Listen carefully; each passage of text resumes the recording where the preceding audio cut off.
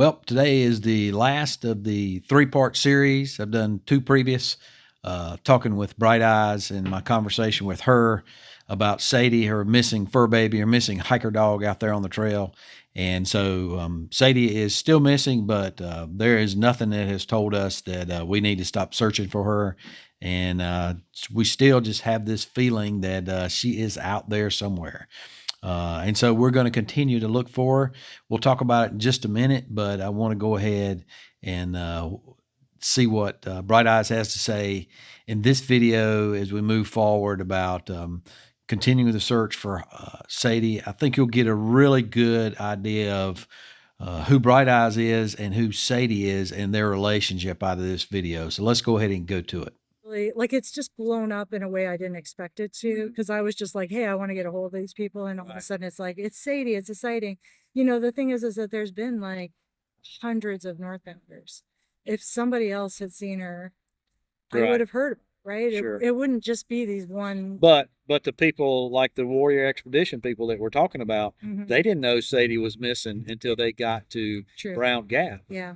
And so people down on the southern end of the trail, they may not know that because we've concentrated all of our efforts in this area of the trail and really not gotten, you know, the Smokies is that boundary that we hadn't got into the Smokies or on the other side of Smokies because we just didn't feel like that was the thing. So, you know, we don't know how credible that is, but we can't get our hopes up about that because it just it really is amazing how cold the trail has run. You know, she had this air tag on her, so when we're doing these walks, I was saying we did these 120 miles we covered everything there is to cover, including bushwhacking, by the way. Like on either side of that Brown Gap Max Pass Trail, we have bushwhacked the perimeter of the trail. You know, just there's all these old logging roads and whatnot, just walking up and climbing over Mount Laurel, all that kind of thing. So it's really been an incredible effort of walking, and everybody who did the walking was scanning with the apps on their phone for that air tag that she was wearing. So, you know, if it was within, you know, 30 feet of the trail, if she was in any kind of distance from these areas that we'd walked, it would have pinged on the air tag. So it certainly if she was around people. It's something I know that most hikers hike in airplane mode, which turns their Bluetooth off, which the air tag is what utilizes that to operate. So I just but hikers, you know, because they turn it off, I still find it hard to believe that if she's not gotten around somebody with an iPhone somewhere that would have pinged that was not in airplane mode. Yeah, even the Max Patch sighting, right? Like there's service on Max Patch. Yeah. There were groups of people there that, you know, not one of them had an iPhone that was turned on. That just really surprises me, to be honest. I just don't know if that air tag was operating properly or not. I mean, it was working in Damascus. Yeah. Okay. It had a full battery. It was a new air tag. Okay. Yeah. So it was I bought it, I think, in November. So it wasn't that old. The battery is meant to last a year. So, and it was full battery when in Damascus. That's the last sighting that the air tag has of her, like, registered. Because now it's in lost mode, what they call lost mode. Before, how does it get in lost mode? Oh, I put it into lost mode. But if you weren't around Sadie, you weren't around the tag, so the tag may not have received that signal to go into lost mode. Yeah, I mean, the way that it works is like Apple has the record of what the tag is. So from my phone, I have contacted Apple to tell them that it's lost. Yeah, so but if that tag pings Apple in any way, Apple's going to. But it would have to ping somebody's phone to get that. Right, exactly. If the tag pings someone's phone when the object is in lost mode, that phone will receive an alert from Apple. Oh, okay. That person's phone will get an alert saying you have come into contact with a lost object. Here's the phone number to call the person, the owner of the object. Okay. So that would be the first thing. But then the second is that I would also get a notification that it's been pinged. So it's a strange thing. It's hard to believe it's real, like it exists, but Apple uses the network of iPhone. Sure. And I've known people that have successfully obviously they've had it in their luggage, and their luggage beat them to their destination, and they knew that because of that technology. But so hadn't had any kind of sighting. We've tried dog trackers, we've tried air trackers, we've tried the drone. At this point, it's going on 6 weeks. Yep. So what is the next plan? That's probably the hardest plan. Yeah, I mean, there's just nothing else to do. You know, I couldn't even name anything that I could walk. I mean, everything has been walked. Every trail, everything. So we've got flyers up. So there's and we've walked everything. We've got flyers up. And I mean, we've mailed, like, that's the other thing, is we've distributed flyers. I think I was trying to count. I think it's up around 800 or 900 flyers have been distributed as well. And that doesn't include the electronic flyers that have gone out there. Yeah. Then we had the media. We didn't even mention. Oh yeah, we didn't even mention the media, right? That's right. You know, because of colors. Forgot about that. So we've got, because of colors, we got you on WLO, or colors got you on WLOS, the Evening News here in Nashville. And then we also had you in the paper. Yeah. You've been in Backpacker Magazine. Right. So this local paper, this one here, which I was just showing you, this article. And this is called the what? The Newport Plain Newport Plain Talk. I realized it pretty quickly that a lot of people that live in that area where Sadie went missing are just not online. You know, they're getting their news from flyers, from talking to their neighbors, or from the Newport Plain Talk. And so it was quite important once we realized that to get into the paper, just so that the local community would be aware of what was going on. You know, I don't, you know, honestly, this is again credit to the hiking community. Just talking to so many locals, they say things to me like, oh, we get Appalachian Trail dogs on our property, you know, many times a year. We'll have like a dozen over the course of a year.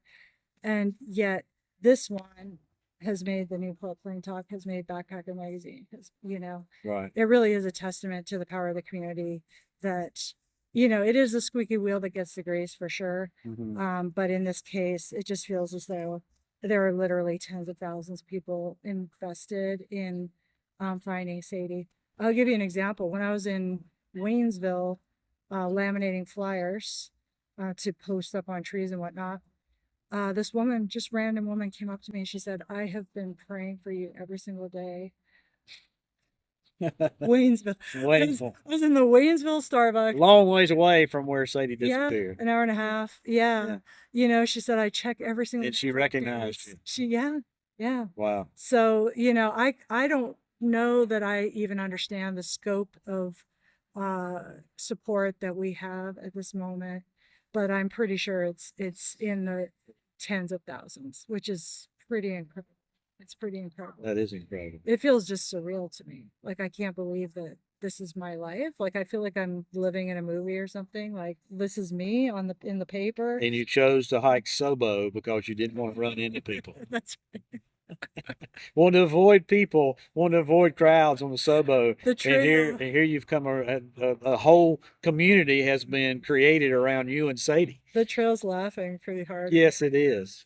I think that's the true trail magic in this whole thing. Yeah, it's true. So at this point, we've done everything that can be done physically here. I mean, I can't think of any stone that's left unturned. We've been all over on both sides of the trail. We flyered pretty much every mailbox within like a 10-mile radius. Hour and a half away in Waynesville. You've been to Newport, Tennessee. So everywhere, all the way to Sevierville, Newport, all the way across. All those communities have been flying. All the vet offices, everything in Nashville. The animal rescue. And so at this point, people know how to get in touch with you. We don't feel like. We feel there's a distinct possibility she is not on anywhere around the trail or anything here now. It seems likely that somebody took her. That wouldn't surprise. She's a very lovable dog. You know, haven't really talked about Sadie's personality, but I mean, obviously every dog is special, but Sadie in particular is a very special dog. Like, she's just the kind of dog that everybody wants. You know, she's just so mellow. She's so zen. she has this internal calmness that makes people, that sort of puts people at ease, you know. And over the years, people have literally asked me for Sadie. I just couldn't believe that anybody would have the nerve to ask. Yeah, I'm like, you want my dog? They're like, yeah, would you give me your dog? I'm like, what are you talking about? I'm not giving you my dog. But that's the kind of dog she is, that people would say like, oh, you know, I'm scared of dogs, but if I could have a dog like this, you know, I think I could get a dog. Yeah. You know, that's the kind of thing I've heard over the years. Because you're like, me too. Yeah, exactly. Like, it's always felt like I just can't get over my luck, you know. Truly, it's even more than that. I can't believe that I was chosen to take care of this dog, you know. It that's the pain for me, is like feeling like, you know, I had this great responsibility, you know, this beautiful responsibility to care for her. And I don't know, I did my best, that's for sure. I think you did a great job. I think you gave Sadie a good life, and we're certainly not discounting the fact that Sadie may still be out there. So Yeah. I'm just the type of person, or I feel like I've not been told to give up hope yet. Did I tell you this? What happened at the library in Hot Springs? Tell it to me again. I did You tell did you, yeah. tell me to me again, because I think it's a really great story about hope. Yeah, so I was at the computer, I was printing off more flyers, and the librarian walked into this computer lab and she says, listen, you can't, like, don't give up hope. And as she said that, I got a text on my phone and it said, don't give up hope. The text on my phone said that. It was just like from both angles. Random person. It was Colors who wrote it. Okay. Yeah. And then that night, as we were talking on the phone, I said the same phrase to you. Yeah. So I mean, I just you know, everybody knows that watches my channel that where I sit with the Lord, and to me, we call that a God thing. So I just encourage you again, don't give up hope, but you do have to move forward. And what has been put in place now, as far as people being able to get in contact with you, the amount of people and the amount of places that it's been listed online, people can get in contact with you if there's a change in you know, somebody being able to see Sadie or Spotter or something like that. Yeah, I mean, you never know, right? I heard a lot of stories. Someone told me that their dog disappeared and they got their dog back 12 years later. Yeah. You know, you just never know. That's the truth. And the thing is that, again, you know, I think it might sound weird to people, but I really do feel as though Sadie is like, she's like an angel. She's like a divine presence, at least for me. She has been in my life. And it could well be that she's just found someone that needs her more, you know, because that's what Sadie would do. She would go toward the thing that needs her, because she's just a great spirit. She's a great being. She's much a higher being than me. Every day I'd be like, oh, if I could only be a fraction of what Sadie is, like as patient as Sadie and as kind as Sadie and as internally calm and peaceful as Sadie and as joyous in the moment as Sadie. You know, she's just, yeah, I don't feel like I could ever live up to the greatness of the being that she is. I know it sounds silly to no, it sounds like love is what it sounds like. But yeah, so I know that, like, knowing that Sadie knows what this is another part of her personality, is that Sadie just knows what she wants, and she'll put up with the things I want for her. But if she decides that she wants something that is contrary to what I want for her, you know, she's just like, hey, it's too bad. She just puts her foot down and demands it. And there's a part of me that just thinks that Sadie she's just found something or someone that needs her more than I do, because she's shepherded me through those really tough years, and now I'm on the other side of it. And yeah, or maybe just her work is done, you know, I don't know.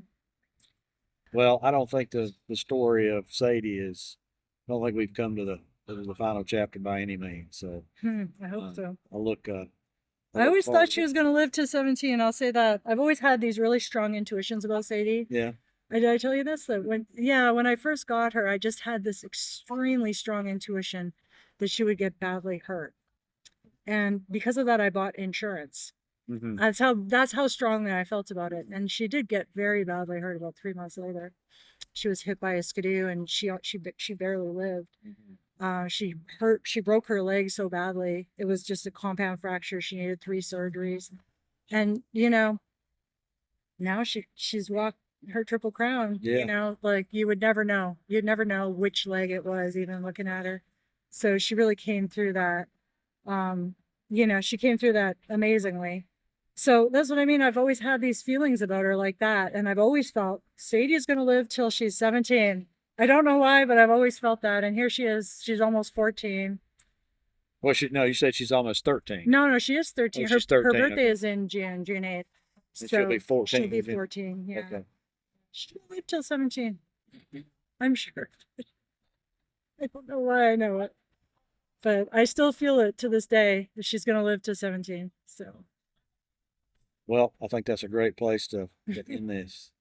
So I appreciate you being willing to come and tell you and Sadie's story. That's an awesome story. And it's still being written. Well, I appreciate you, Ramdino. You don't want to hear it, but you were a really important part of this whole story. Thank you. You're one of the top starring characters. Well, you never gave up hope. You kept putting out those videos week after week. You know, it really means a lot. I appreciate it. Well, thank you. I appreciate that. That's I have a servant's heart, and so I think that I mean that's just what I do for the trail is a ministry for me, and so this obviously was a huge part of it, and so I couldn't just when Lady Di is who contacted me and said, hey, there's a girl out there and she's missing her dog.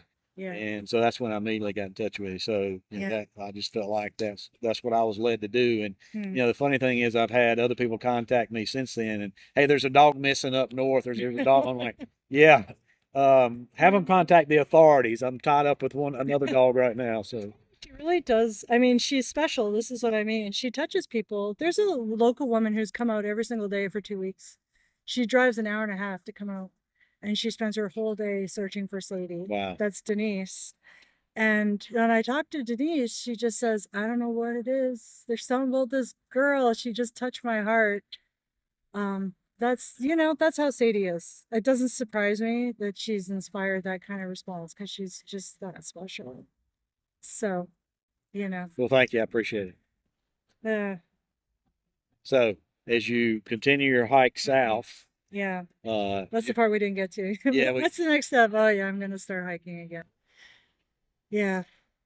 And we don't have to get deep into that, but what I was going to say is that only because that's going to be hard for you, and that's a whole nother chapter that we probably don't need to go to. But what I would like for you to do is feel free to contact me at any time. But I want to. And everybody else out there that watches my channel, they want to see your updates. So, like I tell everybody else, send me a 30-second video of how things are going on the trail. It doesn't feel right though, because it's just, I don't know. It doesn't feel the same without it, you know. I mean, I'm gonna finish, but I don't think I'm gonna get much joy in completing Triple Crown without her.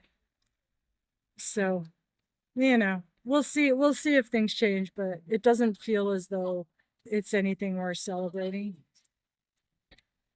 In this moment, that's how it feels to me. You know, I'll just finish it and move on, you know.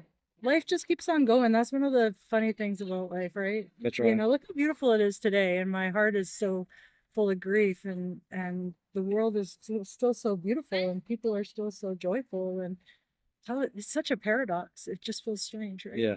That's how it is. You have no choice. You keep on going, you know? Yeah. The world keeps spinning no matter what's going on in our individual lives. Yeah. Yeah. I don't understand this, but.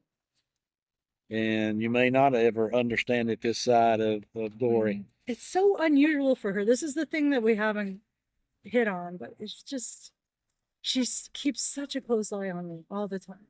You know, it's surreal to me that this is even happening. You know, people say, oh, you shouldn't bring a dog on a trail because you can't control them. I said, well, I controlled her for 7,000 miles. How much more control over her do you want me to demonstrate? You know? Yeah. She knows what we're doing. You know, she knows what's involved in through hiking, so I just don't get it. But, you know, sometimes there's just a mystery in the world that you can't solve. You just have to find comfort in that, the mystery of it. I mean, who would have thought she'd have gone missing?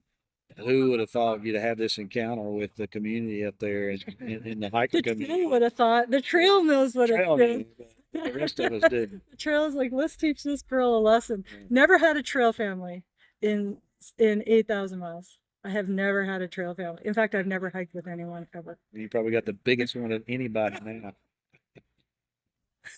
The trail knows what it's doing. The Triple Crown doesn't come easy, you know. Every trail has its own lesson. And I think the final lessons toward the end of the Triple Crown are the most challenging and the most difficult. And here I thought, because I broke my leg on the CDT, I thought, oh, well, I've gone through the worst of it now. You know, it's going to be an easy coast right to the end. I'm on the easiest trail. No problem. Yeah. So there you are. The trail's laughing. Haha. You thought you'd get away with it. Yeah. So there's just, I'm certain of it, that there's some large picture lesson in this for me, something I need to understand. And that's why I'm going through this. You know, not to make it all about me. Obviously, this is also tragic for Sadie. But you can't know what's going through Sadie's mind. You can only know what's going through yours. So how many more miles you got to go? 250. So over the next 250 miles, you got 250 miles to walk in creation and to think about it. Yeah. You know, at the beginning, I was saying I had that one dream that Sadie was like miserable and sad and sick and hurt. Yeah. Every other dream I've had since then, Sadie has just been happy as a clam, just trotting along, having a great old time. And she's just like, oh, this is what through hiking is supposed to be. 2 miles a day, smelling everything there is to smell, you know. Yeah. She just got tired of our pace and decided to take it into her own hands. Every dream I had was like that. She'd just come trotting up the way she trots, and she's like, I just had the best adventure. I had so much fun out there. You should have been there. You should have been there. Where were you? Why didn't you follow me? Exactly. I know. It sounds really cavalier, but every dream I had was like that she's just gone off to follow her heart, follow her spirit. You know, yeah, I don't want anyone who hears that to think that I'm not also, I have to concentrate my mind away from all of the darkest possibilities, you know, because I don't think that's helpful either. Like, you know. Oh no, that's very harmful. As a matter of fact, you can't. The way you're looking at it is really the best way, and that you can look at it. You go down that dark hole. That's a long, deep, dark hole. I mean, you need to feel it, right? Like I've always been in conflict about this positivity idea because it feels as though people are ignoring the negative and ignoring the hard feelings, and I feel like those things come together. Happy feelings and, you know, the hard lessons of life are paired with the joyful moments in life often, you know. So you need to be open. That's sort of what through hiking is for me, is just a lesson in openness, or being open to everything that comes your way, right? So I'm learning now that it's really about balancing between you know, feeling the hard feelings of life while not sinking into them, right? Like also honoring the joyful experiences of life and focus, you know, finding a balance between those. Yeah.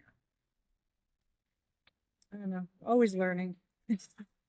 Well, hopefully from that, you understand why there's so many people that have come around Bright Eyes and come around Sadie to try to unite those two and find Sadie wherever she might be.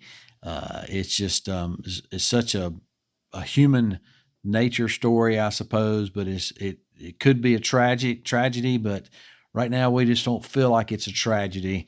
We feel like that it's a story of hope. And so there's a ton of people out there that are still helping, and you can be a part of that as well. Right now, Bright Eyes is Canadian, and so she cannot be here in the U.S. She has, through her through hikes that Sadie and she has been doing. She has used up all the time that she can legally stay here in the U.S., and she had to go back to Canada. So she did take the last few weeks of her time after she had completely exhausted every single effort that she possibly could physically on the ground here looking for Sadie after passing out probably well over, probably closer to 1,000, maybe over 1,000 flyers, and going spending thousands of miles on the road, not only looking for Sadie, but going around and getting interest and going to vets and lost pet shelters and things like that. It became apparent that she had done all that she could do, and mentally she needed to not step back, but she needed to be somewhere else where she could gather her thoughts about Sadie. And so she did finish her hike. So congratulations to her on that. As she indicated, it was not obviously the ending that she wanted, and it really was not something that was something that's just thrilled her soul, because Sadie was supposed to be there with her. So she is back in Canada now, and is just a few short weeks she will be back here in the U.S. continuing that search for Sadie. She can legally come back now, or as long as the border guards, the U.S. border guards, will allow her back in. So Canada will allow her back in, but there still is some question about the U.S. border guards, and it really is all up to what border guard she runs into. I don't really know all the ins and outs of that, but I do know that I'll be praying she runs into the right border guard, and that when she gets here, she will be able to find Sadie. So lots of people have been out there helping. Please, those people, thank you so much for doing that. And you can be a part of the search too. Right now, the search is for the most part is online. She did mention some folks out there that are still doing groundwork. And I actually had a contact send me a lead from down in Georgia, and my understanding is I've gotten that lead to the folks out on the Facebook page, and my understanding is there are people that are going to be putting some time in on the ground looking in that vicinity of where that lead came from down in Georgia. So thanks to those folks. But also, even if you are not in the area around the trail, we're not so certain that Sadie's around the trail, but there certainly has been some spottings and sightings of dogs that look like her. And what people have been doing is even dogs that were not near the trail, they have been sending in those pictures of those dogs from shelters and other Facebook pages that they have seen, other hiker videos that they have seen. So that has just been awesome, the groundswell that we've had from that. Please keep that grassroots effort up. Please send in all the pictures that you see of dogs out there.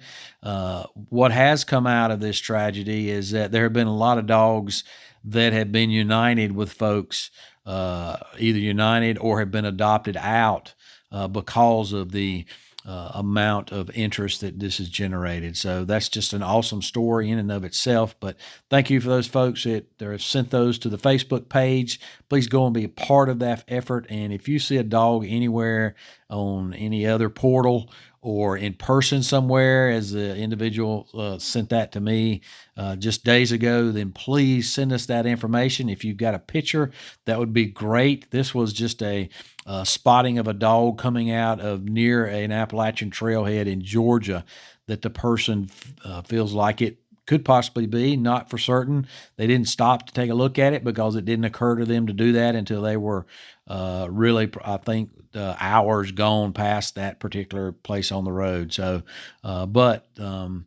they sent me some information about the location. People are going out there. So it only takes us to be right once. And so please help us to look for Sadie. Go and join that Facebook page. If you see any other dogs or anything on any other pages, send those to us. Bright Eyes is on there watching that. There's other people that are watching that. They can get in touch with her. And just, if nothing else, offer your prayers, or if you don't pray, then your good vibes or whatever you can offer. It will be greatly appreciated. I can promise you. Folks, I appreciate y'all being a part of this. thanks a lot for everything you do out there. And as always, appreciate you, and we'll see you out here.